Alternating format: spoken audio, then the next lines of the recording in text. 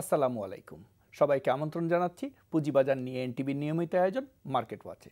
আপনাদের সাথে আছি আমি আহসানুল ইসলাম টিটো।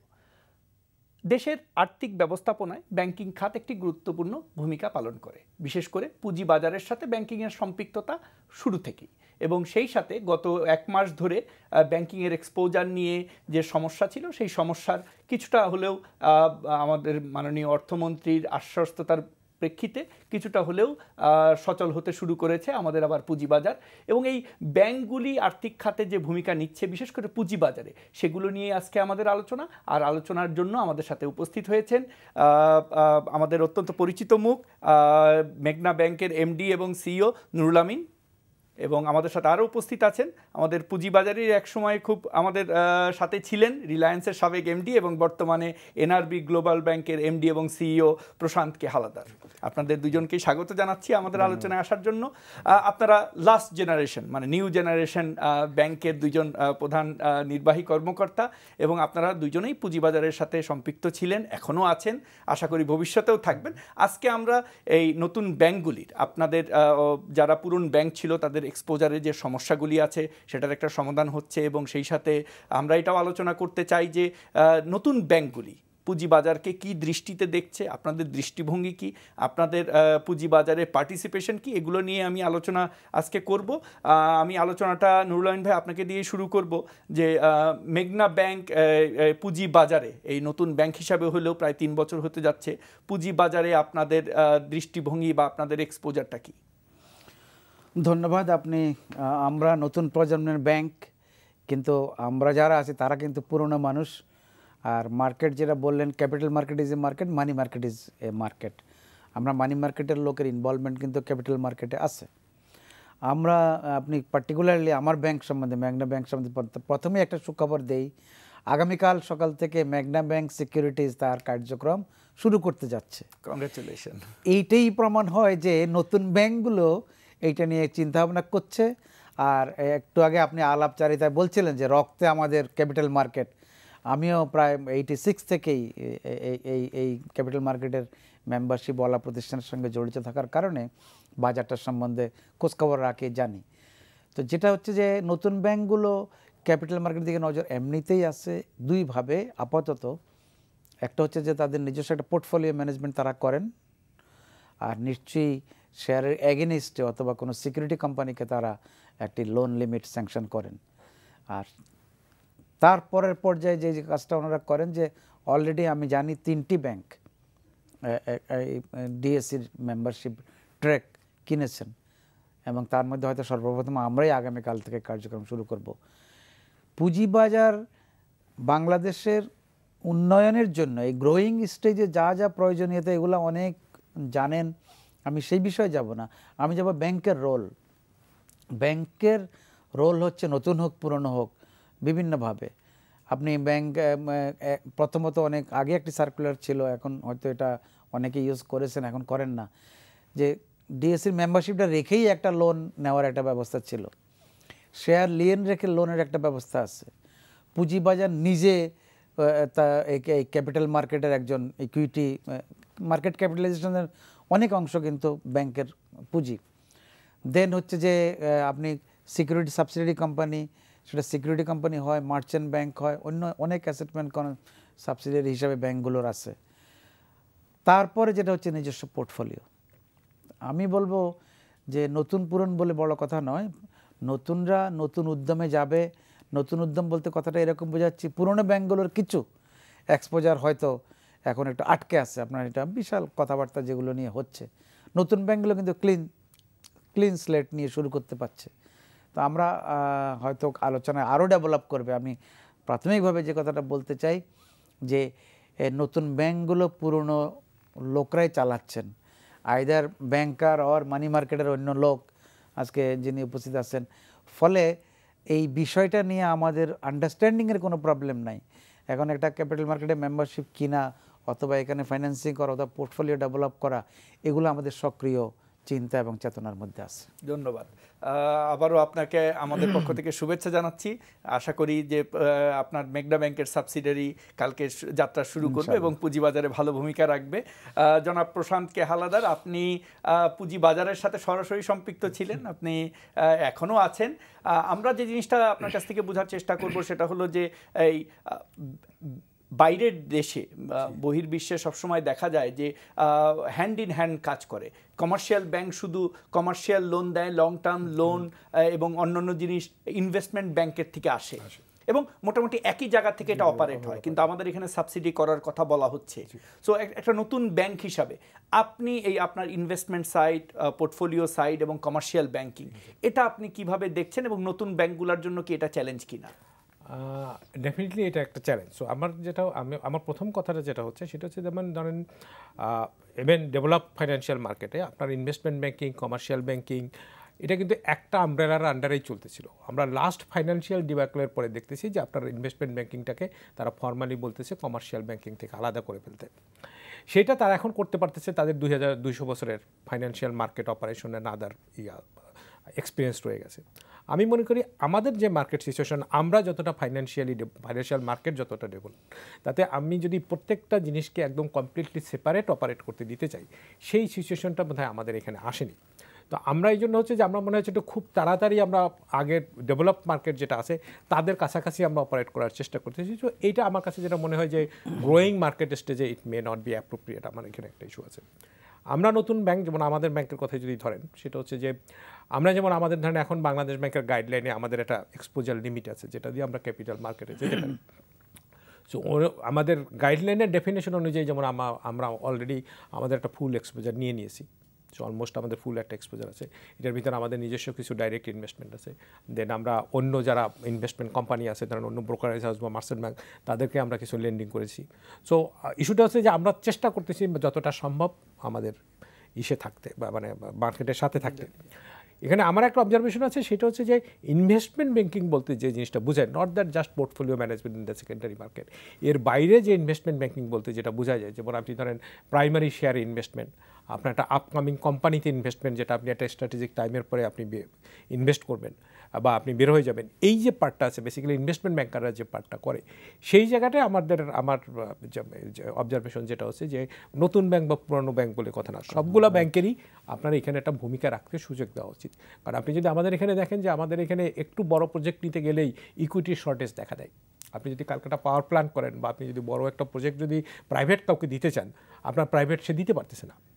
আপনার গভর্নমেন্ট পিপিপির আন্ডারে যেগুলো আনতে পারতেছে, অরিজিনালি গভর্নমেন্টের সাথে প্রাইভেট অর্গানাইজেশন কাজ করতে পারে না। এটা তো আপনি এক্সপিরিয়েন্স আছে, লাস্ট 5-7 বছর ধরে গভর্নমেন্ট কোনো পিপিপি প্রজেক্ট সাকসেসফুলি আনতে পারেনি। সো এখানে প্রাইভেট ব্যাংকার আমরা যারা মার্কেটটা বুঝি বা এটা যেটা আছে, আমাদের একটা ভূমিকা সেপারেট ইনভেস্টমেন্ট ব্যাংকের একটা ভূমিকা থাকতে দেওয়াটা উচিত। এটা থাকতে দিলেই আপনার দেখা যাবে যে আমরা যে ক্যাপিটাল মার্কেটের যে ডেভেলপমেন্টটা চাচ্ছি সেই ডেভেলপমেন্টটা চলে আসবে।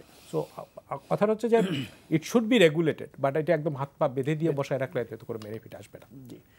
একজন দর্শক আমাদের সাথে আছেন। দর্শক, আপনার নাম বলে আপনার প্রশ্নটি করুন। আচ্ছা, আসসালামু আলাইকুম। আমার নাম নুরুল ইসলাম, আমি রামপুরা থেকে বলছি। আমার প্রশ্ন হলো, এই যে দেশের পুঁজি বাজার নিয়ে বাংলাদেশ ব্যাংকের গভর্নর এবং অর্থমন্ত্রী যে খেলা খেলতেছে, লক্ষ লক্ষ পরিবারকে পথে বসাইছে, এর জন্য দায়ী হলো বাংলাদেশ ব্যাংকের গভর্নর। তার ভুল সিদ্ধান্তের কারণে আজকে পুঁজি বাজার 2010-এ ডুবছে, তার কারণে শুধু। এখন এই বিষয়ে বাংলাদেশ ব্যাংকের গভর্নরের ভূমিকা কি হওয়া উচিত এবং দেশের অর্থমন্ত্রীর ভূমিকা কি হওয়া উচিত, এই বিষয়ে যদি আপনারা একটু আলোকপাত করতেন। তাদের ভূমিকা পুঁজিবাজারের জন্য মোটেই সহায়ক নয়। ধন্যবাদ, আপনার প্রশ্নটা আমি বুঝতে পেরেছি, আমরা আলোচনা করব। নুরুল আমিন ভাই, আপনার অভিজ্ঞতা থেকে দর্শকের যে প্রশ্নটা আপনি শুনেছেন, যে আসলে আমি নিজেও অনেক সময় ওই প্রশ্নের সম্মুখীন হই যে এক্সপোজারটা ডিউ ছিল জুন মাসে, তার আগে গত 2-3 মাস ধরে এই ইস্যুতে ধারাবাহিকভাবে কমলো, আশ্বস্ততা আসলো, বাট 1 মাস পরে এই জায়গাটা আপনি কিভাবে ওই দর্শককে স্যাটিসফাই করবেন? না, ধন্যবাদ। আমরা দেশের প্রত্যেক নাগরিক বলি বা আমাদের যে যারা পলিসি মেকার, সেটা সরকারি লেভেলে হোক, বাংলাদেশ ব্যাংক হোক, অন্য যে কোনো লেভেলে হোক, সবাইকে কিন্তু একটা রাষ্ট্রের কল্যাণ এবং অর্থনীতি ভালো চলুক, যেটা আমাদের ম্যাক্রো ইকোনমিক ইন্ডিকেটরগুলো প্রমাণ করবে যে দেশ এবং অর্থনীতি ভালো চলছে। এখন এটা সূক্ষ্ম বিচারের বিষয় নয়। আমরা যেই প্রসঙ্গটা উনি তুলেছেন সেটা হচ্ছে যে পার্লামেন্টের একটি আইনের মাধ্যমে বিষয়টি নিয়ন্ত্রিত। এটা এর আগে ছিল লাইবিলিটির 10%, এখন এটা আসছে পেইড আপ ক্যাপিটাল বা ক্যাপিটালের 25%। এবং যখন এটি করা হয় 2013 সালে, তখন থেকে এটাকে 3 বছর সময় দিয়ে জুন 16-তে নিয়ে গেছেন এটাকে। কিন্তু এর মধ্যে বাজার তেমন প্রসার বলবো বা বাজারের যে এই ক্ষতি কাটিয়ে ওঠা অথবা এই এক্সপোজার কমানোর জন্য কতগুলো প্রসিডিউরাল বিষয় আমরা যেগুলো বাংলাদেশ ব্যাংকের সঙ্গে দেন দরবার করেছি, আমি দু একটি বিষয় উল্লেখ করতে চাই। সেটা হচ্ছে যে আমাদের একটা প্রসঙ্গ ছিল যে এটা দিনের শেষে বা মাসের শেষে তার এক্সপোজার আর বাড়বে না এখন যা আছে, কিন্তু এর মধ্যে উনি একটি বেচা কেনার সুযোগ পাবেন। কিন্তু বেচার সুযোগ আপনার এই আলোচনায় আসবো।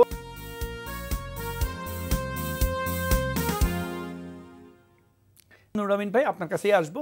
সেটা হলো যে বাংলাদেশ ব্যাংকের যে সুপারভিশন, যে কথাটা বলা হয় আর কি, যে এই যে মানে যে সুপারভিশন বা যে ক্যালকুলেশন, এবং অবশ্যই এটা আইন আমাদের প্রতিপালন করতে হবে, কিন্তু এই যে সুপারভিশনটা যেভাবে হচ্ছে বা ক্যালকুলেশনটা যেভাবে হচ্ছে সেটা কিন্তু আইনের সম্পূর্ণ অংশ না, একটা পার্ট অফ দ্য এই বিষয়ে আপনি আলোচনা করছিলেন।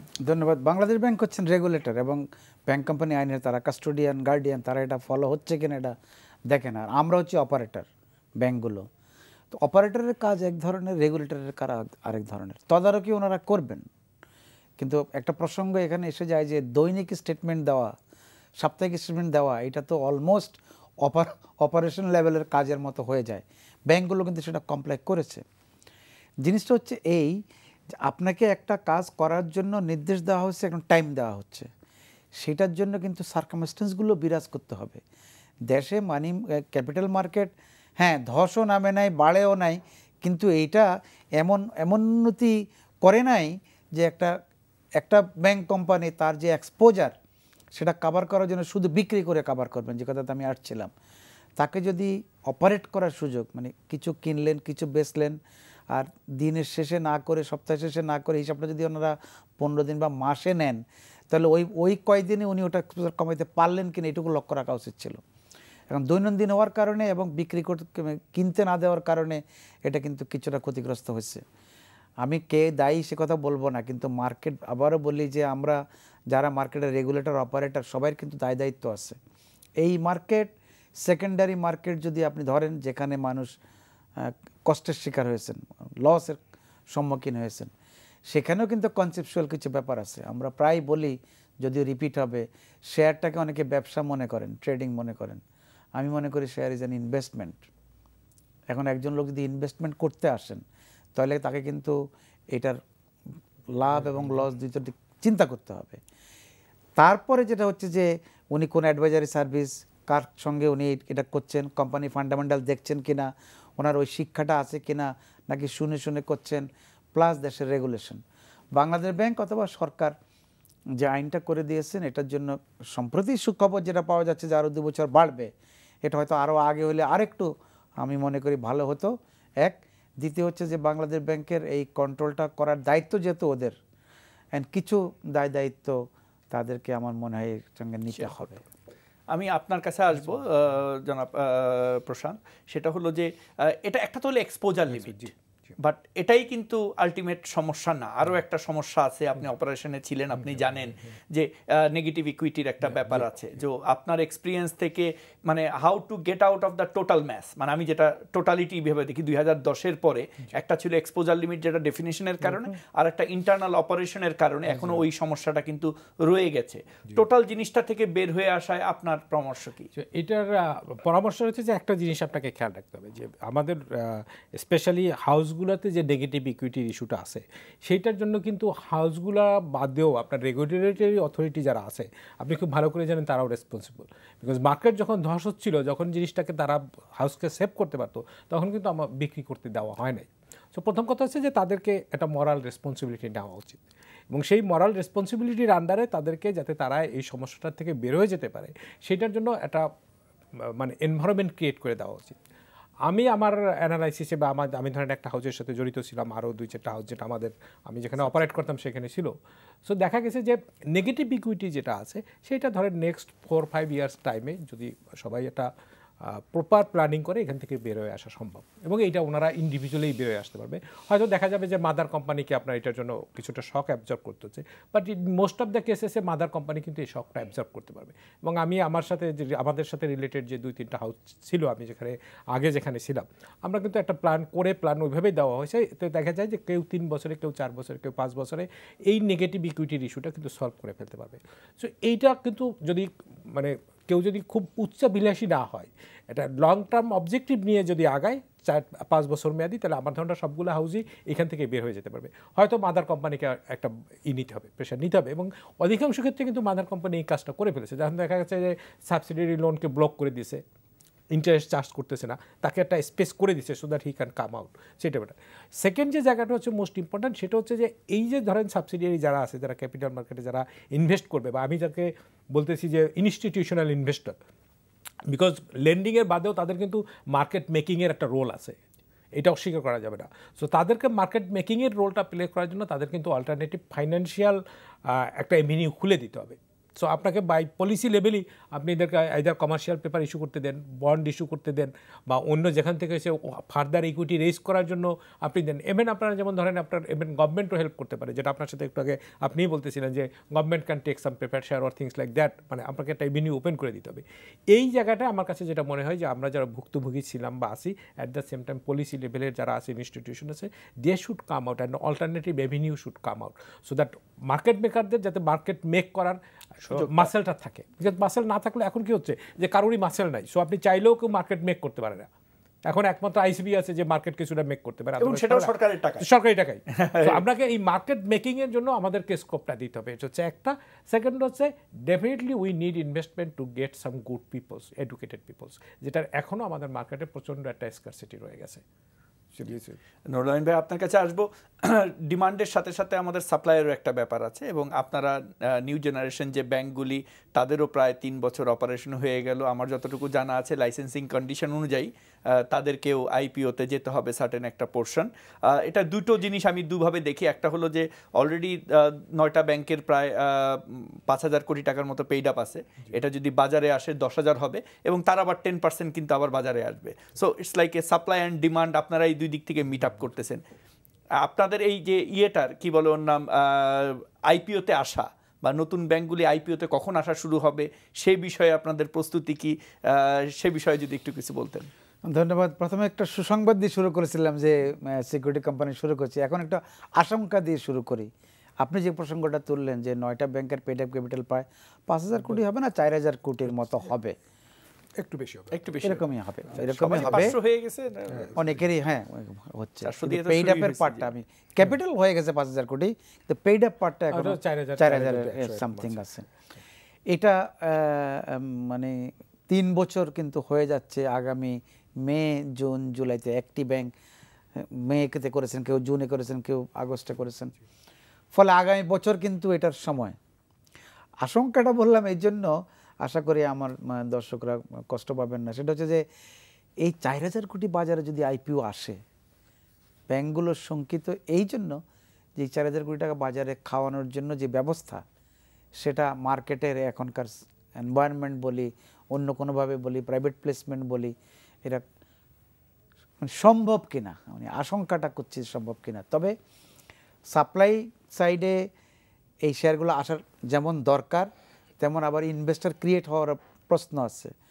আমরা এর আগেও বলার চেষ্টা করেছি যে এখন কিন্তু ডিপোজিটের রেট খুব কম, বন্ডের রেট খুব কম, অন্য যে কোনো অবস্থার থেকে সময়ের থেকে ইন্ডেক্সও তুলনামূলকভাবে আমরা মনে করি বাজারে শেয়ার কেনার একটি সময়।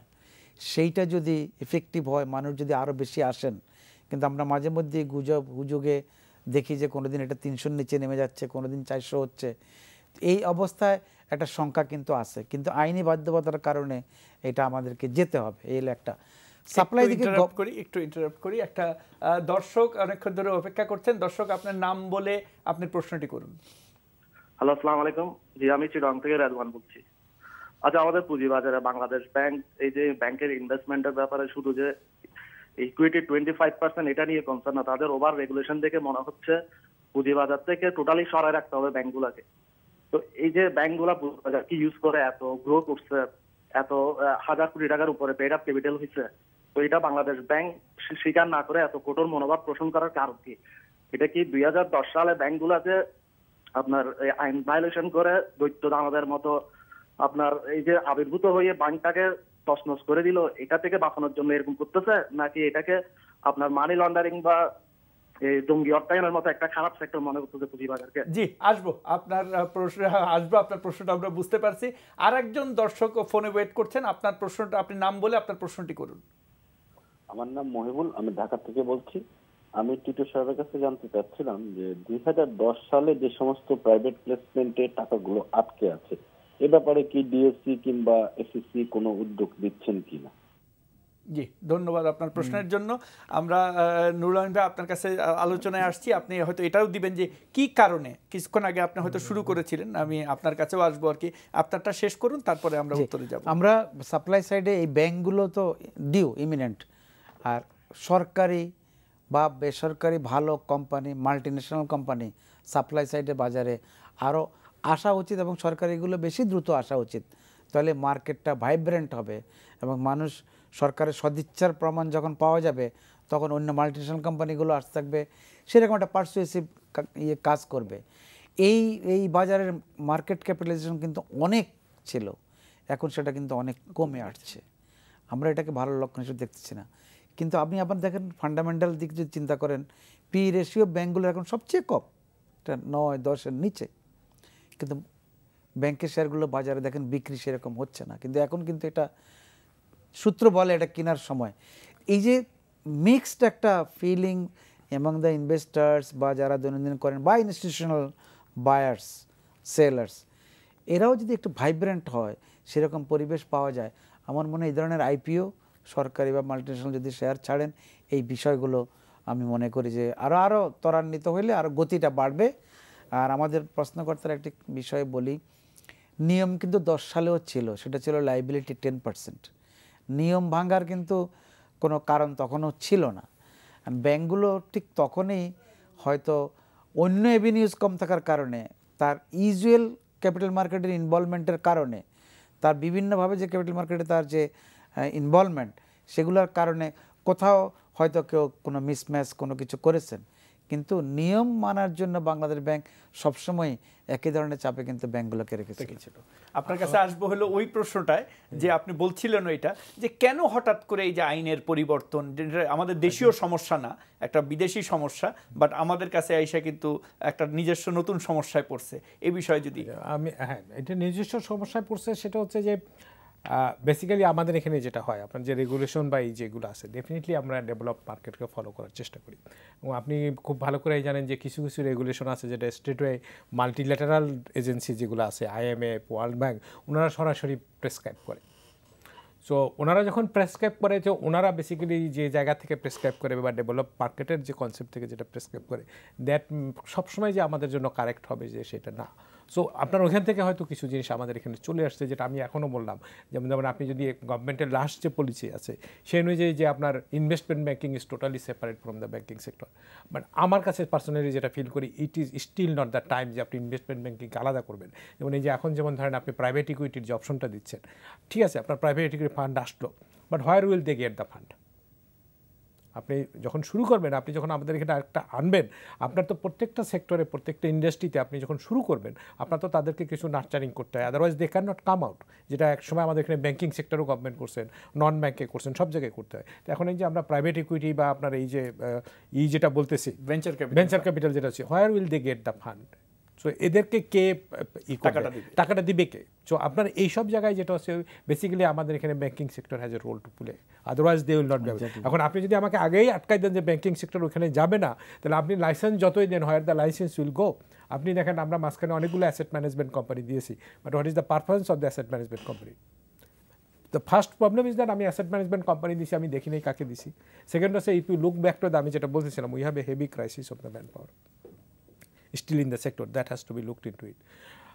স্যার যে কথাটা যেখানে শেষ করছিলেন, আমার এখানে একটা বক্তব্য আছে, সেটা হচ্ছে আমি যেহেতু এই সেক্টর থেকে আসছি, একটা বড় এক্সপোজারের যে প্রবলেমটা, যে 10% আর 25%, এটার কিন্তু উৎপত্তি যে জায়গাটা, সেই জায়গাটা অধিকাংশ ক্ষেত্রে কিন্তু কেউই না, বাংলাদেশ ব্যাংকও না, আমরাও না। ওনারা না বুঝে একটা রেগুলেশন দিয়ে বলছে তুমি এত তারিখের ভিতরে সাবসিডিয়ারি করো। আমরা যখন অপারেট করছি মাদার কোম্পানি থেকে, তখন কিন্তু প্রত্যেকটা মার্জিন লোন ওয়াজ ইন্ডিভিজুয়াল লোন, এবং তখন আমাদেরকে প্রত্যেকটা মার্জিন লোনকে লোন হিসেবে কনসিডার করে আমাদেরকে যখনই একটা ভ্যালুর নিচে নামতে ছিল আমাদের ক্লোজ করে দেওয়ার অপশনটা ছিল। আপনি যখন সাবসিডিয়ারি করা হয়েছে তখন কিন্তু সমস্ত লোন একটা লোনে চলে গেছে, মার্জিন লোনে চলে গেছে, এবং সেই মার্জিন লোনে কিন্তু তখন আমার নতুন মার্জিন লোনের লতে আপনার কিন্তু আমি তখন ক্লায়েন্টকে, যেমন এখন কি হচ্ছে একটা নেগেটিভ ইকুইটির কেসকে কিন্তু আমি মামলা করতে পারতেছি না, এবং he does not have a personal guarantee. আমার যখন ইন্ডিভিজুয়াল মাদার কোম্পানি থেকে লোন ছিল, I could sell it up, আমি সে না দিলে আমি তার বিরুদ্ধে ব্যবস্থা নিতে পারতাম। এখন কিন্তু আপনার কোনো হাউস কারোর বিরুদ্ধে ব্যবস্থা নিতে পারতেছে না, because law does not cover that, and that was a point যেটা সেই সময় regulatory authority at the same time আমরা যারা আছি আমরাও কিন্তু এই জিনিসটা চিন্তা করি না, বিকজ এটা আমাদের, because that's the lack of the market, যার জন্য আপনি চাইলেই আমি নলেজ ডেফিনেটলি, যেটা আমিও স্বীকার করি, যেমন তখন কিন্তু আমরাও এটা বলি নাই যে আপনারা যে সাবসিডিয়ারি করতে বলছেন এই লোনটা কি ট্রিট হবে, যেটা কিন্তু আমরা বলতে পারি না, বিকজ আমাদের এক্সপিরিয়েন্সটা ছিল না। যার জন্য আমি বলতেছি যে আমি হঠাৎ করে ডেভেলপ মার্কেটের মতো কাজ করতে গেলে will get more and more problems, we need more time, যেটা হবে। আর আরেকটা হচ্ছে যে স্যার যেটা বলতেছিলেন, আমি আমারটা একটু বলি, সেটা হচ্ছে যে এই যে 9টা ব্যাংক আছে আপনার যেটা পাবলিক ইস্যুতে আসতে হবে, I think that definitely will be coming, but আপনার টাইম ফ্রেমটা ঠিক 3 বছরের ভিতর পরের পর যেটা আছে, আমার ধারণা যে it may not be appropriate because of sector issues, because banking সেক্টরের শেয়ার এখন সবচেয়ে কম দামে। আপনি যেখানে একটা লিস্টেড আপনার প্রফিট করছে, রেগুলার ডিভিডেন্ড দিচ্ছে, আপনি ফেস ভ্যালুর নিচে নেমে আসছেন, সেখানে আপনি ফেস ভ্যালুর উপরে তো আপনি যেতে পারবেন না। না, আমার এই আলোচনাটা আনার উদ্দেশ্য ছিল যে হঠাৎ করে জানি আবার বাংলাদেশ ব্যাংক একটা কমপ্লায়েন্সে না যায়, পুঁজি বাজার সংক্রান্ত যখনই আমরা এইগুলা দেখি, আমরা যদি একটু আলোচনা করে স্টেকহোল্ডারের সাথে আলোচনা করে যে বাজার অ্যাপ্রোপ্রিয়েট কিনা, বা 9টা কোম্পানি একই দিন আনবো কিনা, কতদিন ধরে আনবো, মাসে একটা করে দিব, কে আগে, আর মানে আমার কথাটা হলো যে new generation bank, Bangladesh bank, security exchange commission এবং আমরা যারা পার্টিসিপেন্ট আছি, আমার মনে একটা আলোচনা হওয়া দরকার এবং একটা প্রপার গাইডলাইন থাকা উচিত। আমি আপনাকে একটা জিনিস বলি, সেটা হচ্ছে যে সামহাউ আদার পাবলিকের বাংলাদেশ ব্যাংকের ব্যাপারে যতটা নেগেটিভ অ্যাটিটিউড আছে, that may not be appropriate, because আমি ধরেন নন ব্যাংক থেকে তো চলে আসছি গত 4-5 মাস। সো আমরা কিন্তু গত বছর 2 বাংলাদেশ ব্যাংক, যেমন এই যে আমাদের যে এক্সপোজার লিমিট আছে এটা কমাতে হবে, বা এখানে নেগেটিভ ইকুইটির যে ইস্যুটা আছে বা এটাকে অ্যাডজাস্ট করার যে ইস্যুটা আছে, লাস্ট 2-3 ইয়ার্স কিন্তু আমরা দেখছি they have been very much matured, এবং ওনারা they understand the problem. Initial স্টেজে হয়তো ওনারা অতটা বুঝতে চেষ্টা করে, বাট আমি একটা জিনিস আশ্বস্ত করতে পারি যে বাংলাদেশ ব্যাংকে যতটা নেগেটিভলি দেখা হয়, আমার মনে হয় এই দেখাটা ঠিক না। সেকেন্ড হচ্ছে দে আন্ডারস্ট্যান্ড দ্য প্রবলেমস, এবং আমরা লাস্ট 2-3 ইয়ার্সে কিন্তু ধরেন কনসার্ন যে ডিপার্টমেন্টগুলো থেকে আমরা যথেষ্ট কোঅপারেশন পেয়েছি, এবং জিনিসটা এরকম না যে আপনাকে তারা পুশ করছে। ডেফিনেটলি ওনাদেরও যেটা হচ্ছে, যেহেতু তাদের একটা পলিসি গাইডলাইন আছে, they can not go outside that, but still তারা তাদের লিমিটেশনসের ভিতরে কিন্তু আমাদেরকে অ্যাকোমোডেট করার চেষ্টা করছে, হুইচ ইজ পজিটিভ। এবং ওনারা যেমন বাংলাদেশ ব্যাংকে গভর্নর সাহেবকে ডাইরেক্টলি বলতেছিল যে আমার কাছে যেটা মানে তারা ফুললি রেসপন্সিবল না, because investors also have a responsibility, যেটা ওনারা সবসময় অ্যাভয়েড করে যেতে চায়। It's written everywhere that secondary market is a risky market, and it's not for everybody. Only the professional people should go to make investment decision. এখন আমার যার background নাই, সে যদি ইনভেস্টমেন্ট ডিসিশন নিয়ে তারপর যদি সে তার ফিঙ্গার বার্ন করে, and he cannot blame others. না, মানে আপনি এটা ঠিক বলেছেন যে যেভাবে ঢালাওভাবে বাংলাদেশ ব্যাংককে আসলে দায়ী করা হয় তা না। আমরা রিসেন্টলি আপনি জানেন যে ডিএসসি ব্রোকার অ্যাসোসিয়েশন করেছে, সেই অ্যাসোসিয়েশনের মিটিংয়ে মাননীয় বাণিজ্য মন্ত্রী এসেছিলেন। উনি কিন্তু আমাদের এই যে যে সমস্যাটা ছিল যে এক্সপোজার লিমিটটা একটু ডেফার্ট করা যায় নাকি, উনি কিন্তু সঙ্গে সঙ্গে বাংলাদেশ ব্যাংকের গভর্নর সাহেবের সাথে আলোচনা করলেন, এবং মানে আমরা ওই পাশ থেকে কি বলা হচ্ছিল জানি না, বাট একটা জিনিস বুঝতে পেরেছি যে উনি বলেছেন যে এটা তো স্যার আপনাদের পলিসি মেকিং এর ব্যাপার, মানে মন্ত্রণালয়ের সিদ্ধান্তটাই আমি বাস্তবায়ন করছি, সো আপনারা যদি ওইখানে আইন সংশোধনের ব্যাপার, ফলে মন্ত্রিসভা হয়ে এটা পার্লামেন্টে যেতে হবে, এটা ওই মন্ত্রণালয়েরই কাজ। এই জিনিসটা পেয়েছে, এবং আমরাও যখন পার্সোনালি ওনাদের সাথে যোগাযোগ করি, ওনারা কিন্তু ইন্ডিভিজুয়ালি কোঅপারেট করছেন, যেটা আপনি বললেন, আমারও অভিজ্ঞতা তাই। কিন্তু সামহাউ বিনিয়োগকারী এবং মার্কেট অপারেটরের মধ্যে একটা নেগেটিভ, আমার মনে হয় যে এই রিলেশনশিপটা বিশেষ করে security and exchange commission, Bangladesh bank, other stake হোল্ডার্সদের নিয়ে একটা মিটিং হওয়ার কথা, একটা কিন্তু আলোচনা ছিল। আপনি জানেন যে 2010-এর ক্রাইসিসের পরে ছিল যে পুঁজি বাজার সংক্রান্ত কোনো আইন কানুন হলে একটা কোঅর্ডিনেশন মিটিং করে সিদ্ধান্ত নিতে হবে। আমার মনে হয় কোঅর্ডিনেশনটা হচ্ছে না, এবং মেবি আমার মনে হয় যে কোঅর্ডিনেশনটা হচ্ছে না, এবং আমি আশা করব যে আপনাদের এই আলোচনার প্রেক্ষাপটে যে ক্রাইসিসগুলা তৈরি না করে, ক্রাইসিস তৈরির আগেই যদি স্টেক হোল্ডারটা বসে সমাধান করা হয়, তাহলে কিন্তু আর এই জিনিসটা হবে না। একটা জিনিস দেখেন যে এই যে গত 2 মাস ধরে ধারাবাহিকভাবে বাজারের পতন, এবং পতনের একমাত্র কারণ এক্সপোজার লিমিট, যদিও এটা ছিল জুনে, বাট এই আশ্বস্তটা আসলো 2 মাস পরে। এই 2 মাসে যারা শেয়ার বিক্রি করে লস করলো, তারা যদি আমাদেরকে এই প্রশ্ন করে, আমরা কিন্তু কোনো উত্তর দিতে পারবো না। কিন্তু আমার এখানে একটা বক্তব্য আছে, আমি যেটা বলি সেটা হচ্ছে যে share market is an investment, it's not a business or trade. So ইস্যুটা হচ্ছে যে এই যে ধরেন আপনার একটা পলিসি লেট হচ্ছে বা আপনার এক্সপোজার লিমিট কী হবে, সামবডি কেউ যদি মার্কেট অ্যানালাইসিস করে ইনভেস্টমেন্ট করে থাকে, then people should not be moved out of the market. Definitely market এখন underpriced, there are lot of investment options, আর আই ডোন্ট সি যে আপনি যদি কালকে মার্কেট 50 পয়েন্ট কমে যায়, কমলে আমি মার্কেট থেকে বের হয়ে গেলাম, no investor will do this out. So এইটা একটা জায়গা যেটা we also need to give a concrete message, sorry, this is a market, the secondary market is market only for the professional people, so you have to go through a consultant or whatever thing we see, and it's not that individually আমি অমুকে বলছে এটা শুনছি আমি গিয়ে কালকে এটা share করলাম না।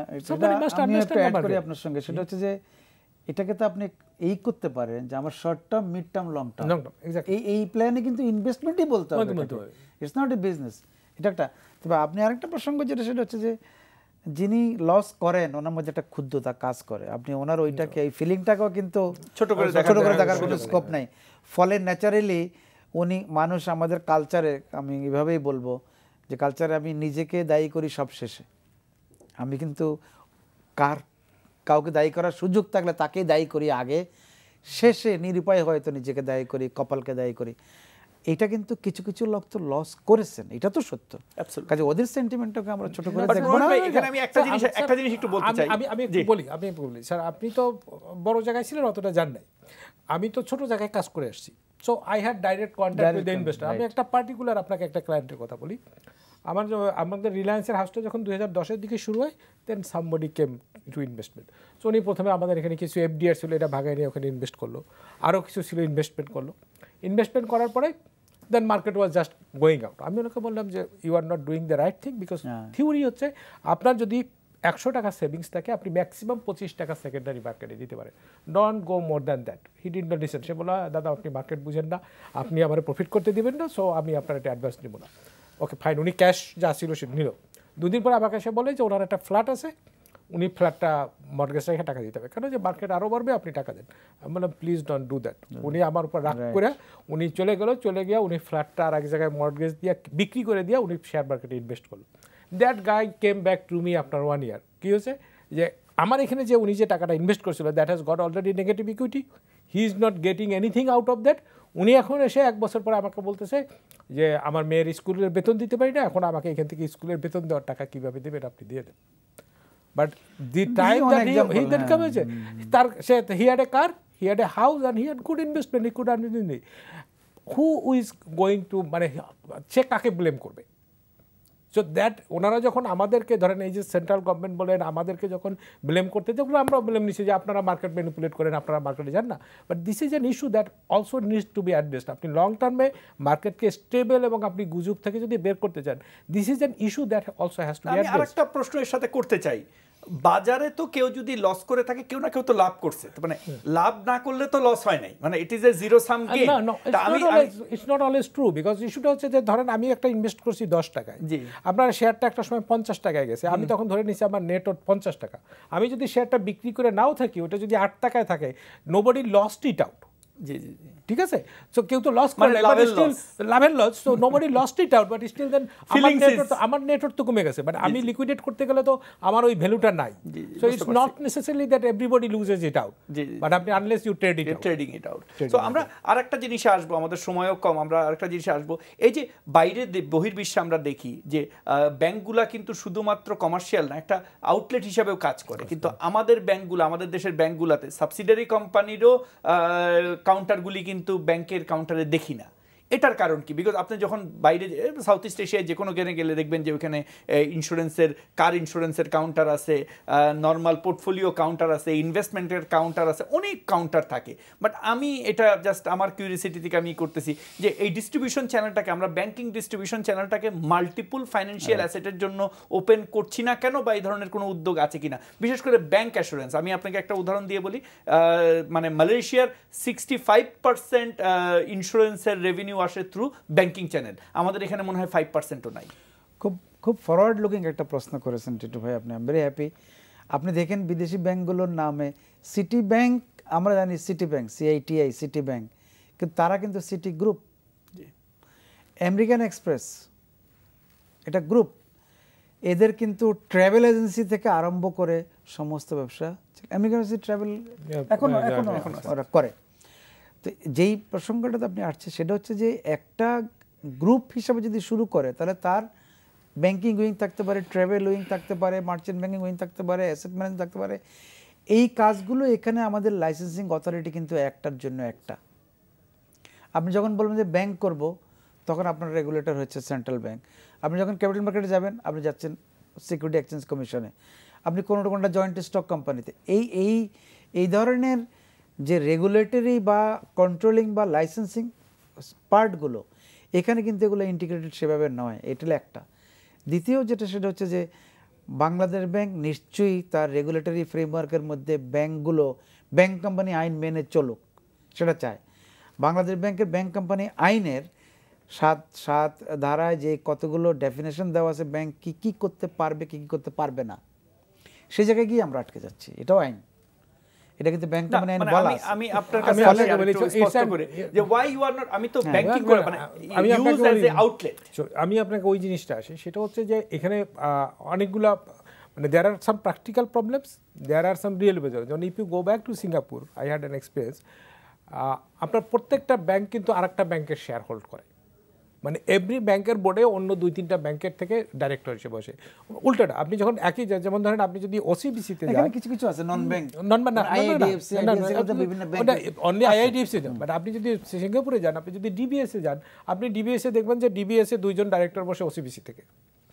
ওসিবিসির বোর্ডে ডিবিএস থেকে 2জন বসে, ওসিবিসি থেকে আপনার আবার স্ট্যান্ডার্ড সিঙ্গাপুরের যে অপারেশনটা আছে সেখানকার বোর্ডে বসতেছে। ইস্যুটা হচ্ছে they have a cross holding, এবং এরা যখন ক্রস হোল্ডিংটা নিচ্ছে, আপনি প্রথম থেকে যে জায়গাটা কথাটা ইস্যু করতেছিলেন যে there should be a difference in direct capital market exposure, strategic investment and first receive. ওরা কিন্তু এই যে ধরেন আপনি যদি এই যে তাদের যে ক্রস হোল্ডিংটা আছে, এটা কিন্তু তাদের ক্যাপিটাল মার্কেট এক্সপোজারে আসতেছে না। আপনি যতক্ষণ, যেমন আমি যদি ধরেন আমি ইন্স্যুরেন্স যদি আনতে চাই, আমি আর একটা ইন্স্যুরেন্সের শেয়ার হোল্ড করতে গেলেই তো আপনি ওইটাকে বলবেন যে এক্সপোজারে চলে আসতেছে। ধন্যবাদ আপনাদের দুইজনকেই আমাদের এই অনুষ্ঠানে আসার জন্য। আমরা আমাদের সময় শেষ। আমরা পুঁজিবাজারে এই অনুষ্ঠান প্রতিদিন আমাদের এই সময়ে হয়। আশা করি আপনারা আমাদের সাথেই থাকবেন। সকলকে ধন্যবাদ। সুস্থ থাকুন।